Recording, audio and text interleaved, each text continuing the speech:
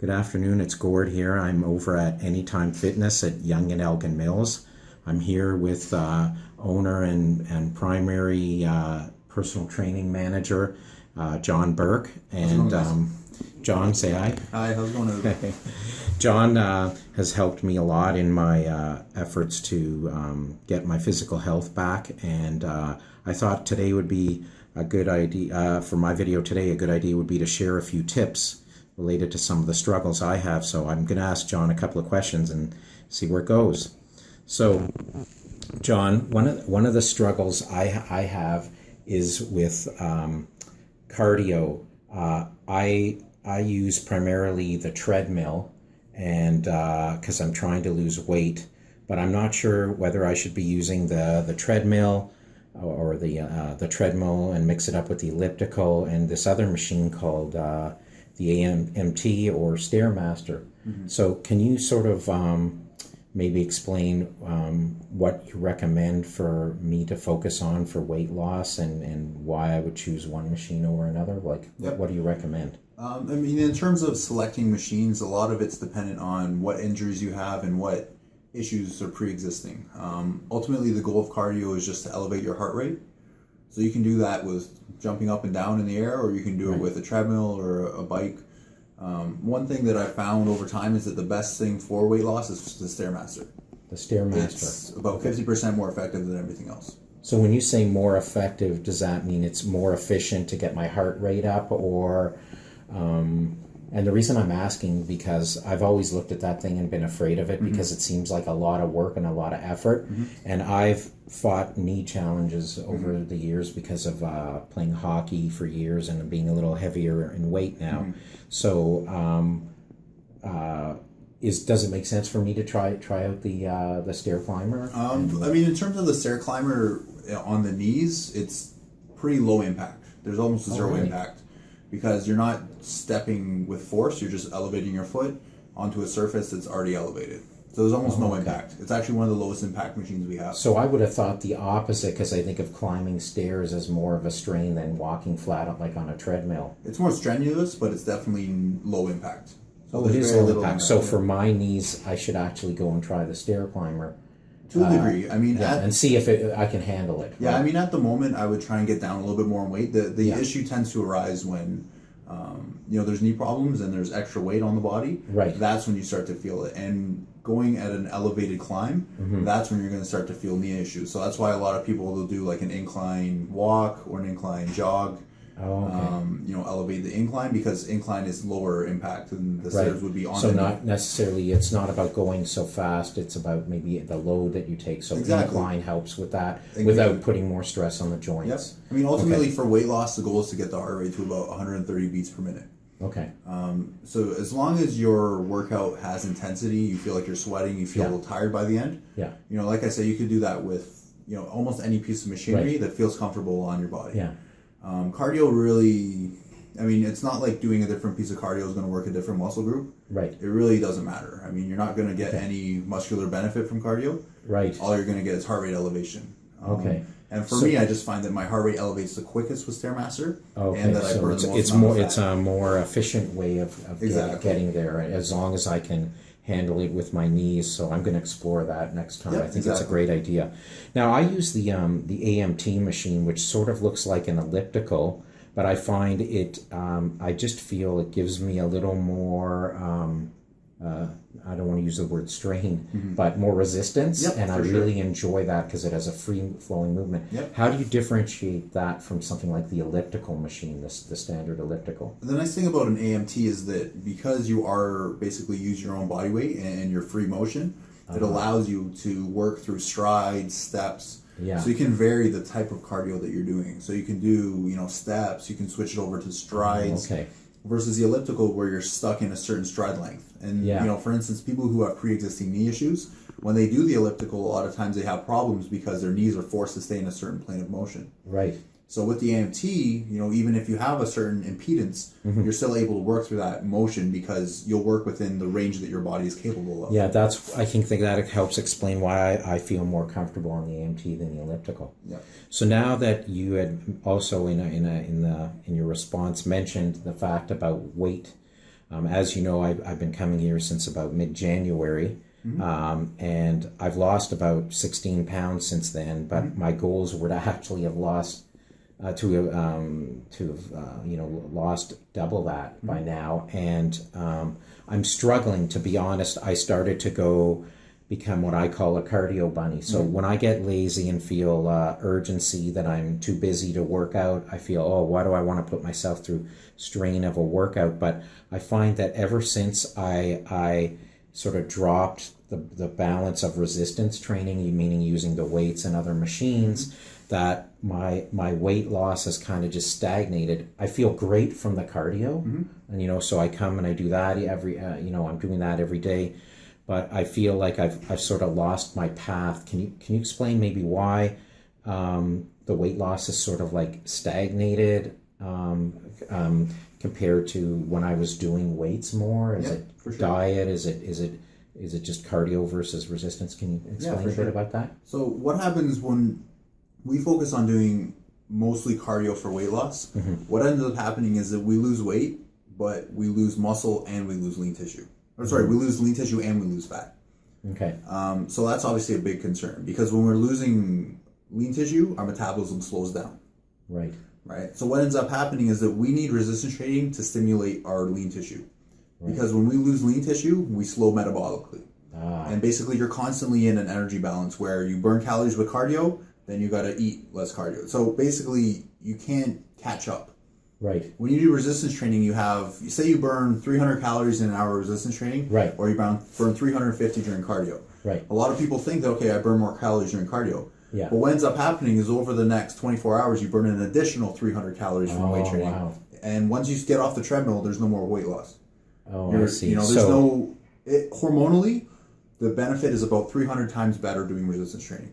Oh, wow. Cardio doesn't really give us any benefits hormonally. So this well explains why, even though I may feel like I've done a similar calorie burn when I come to do the cardio workout as compared to when I did just a resistance workout, that it's actually continuing, getting benefits beyond just the time that I'm here. Like, for instance, myself, if I only have an hour, I'm going to do weights 10 out of 10 times.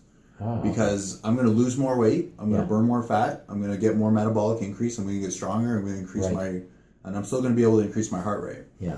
Cardio is one of the worst things people can do for weight loss if they only focus on it. Because what ends up happening is they lose weight, but they lose, say, 10 pounds, and they've lost 4 pounds of muscle, 6 pounds of fat. They don't look the way they like, their metabolism slows down, and then they gain back 15 pounds because they have a slower metabolism. So it's one of the worst things possible to do is just do cardio. So guess who's going to be starting to get back into the weight training? As much as I've been resisting, I really need to do that. And I see John here every morning. He's here doing his routine, but I see him doing cardio when I eat. It's a balance. I do my cardio first thing in the morning before I eat breakfast. Yeah. So I can burn a higher percentage of fat. And to be honest, the reason I do cardio is just for my heart, just to stay healthy. So is it okay that if I want to work out, twice a day, because one of the benefits is I live 2 minutes from the gym, a 2-minute walk or a minute drive. If I wanted to work out twice in a day, so I want cardio in there, is it okay? I often hear, one strategy is do cardio one day and then resistance training another. If I'm going to do 2 in a day, what would be a strategy if I wanted to elevate things? I would do cardio first thing in the morning before eating anything. Before eating anything, okay. Try and do some sort of even if you say just do protein, try not to have any carbohydrate. Because what happens is when you sleep and you wake up, you have your highest elevation of growth hormone. Right. Growth hormone is a very good hormone for burning fat. Right. So when we do our cardio first thing in the morning, not only do we give our body some time to wake up, but what ends up happening is that we burn a higher percentage of fat because our GH levels are higher. Okay. Also, then when we eat, our body utilizes the nutrients better because it's been fasting for a little bit of time. Right. So we burn a higher percentage of fat because also we haven't given our body fuel. When our body gets food, it's going to use that food as fuel for workouts. If there's no food, it has to use storage. And what is fat? Fat is storage. So we burn it. So like I say, I come in, I'll do 30 minutes of hard cardio first thing in the morning before breakfast. Then I'll have a smoothie, then I'll have a couple meals, and then I'll train in the afternoon.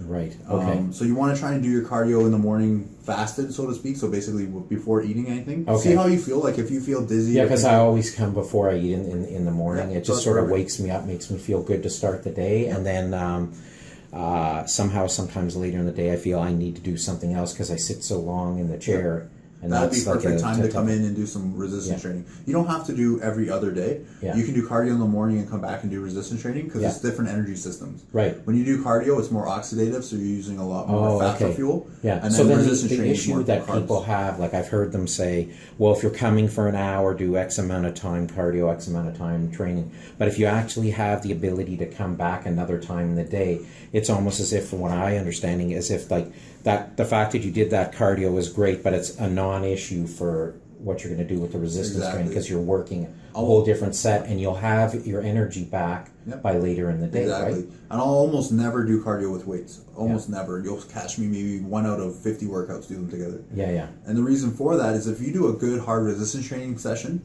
you should be able to do cardio afterwards. Oh, that's right. You know, you want to be taxing your body to the point where you feel very exhausted.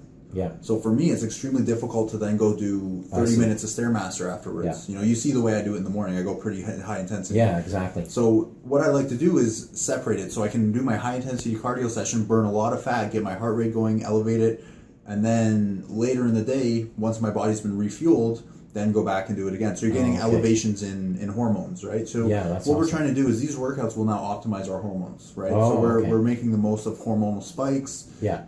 You know, when we have the highest hormone levels, because hormones play such a critical role, and that's why cardio doesn't work as well because we don't get those hormonal spikes. Yeah. Right. So I learned something else here. I guess I'm a sissy because I don't work hard enough, and that's something I'm going to have to change. But I do work myself to, like you said, 130. I work my heart rate up, but I'm finding on the treadmill that it takes so much work now. And you see, because of my knees, I can't get the speed up too high because then I have some soreness still because of the weight. But so it takes me a while to get the heart rate up, you know, like it could be to get up to 130, it could be like 8-9 minutes out of my 30-minute window for the cycle of the weight loss program on the treadmill. But from what I'm hearing now, that if I go to the Stairclimber, that maybe I'll get a lot more out of the workout and be more challenged, and so that half an hour time investment will be more significant. Yeah, I mean, from everything that I've researched and more research on myself more than anything, it's about 50% more effective. So if you're going to be spending 30 minutes, it's the equivalent of 45 on the treadmill.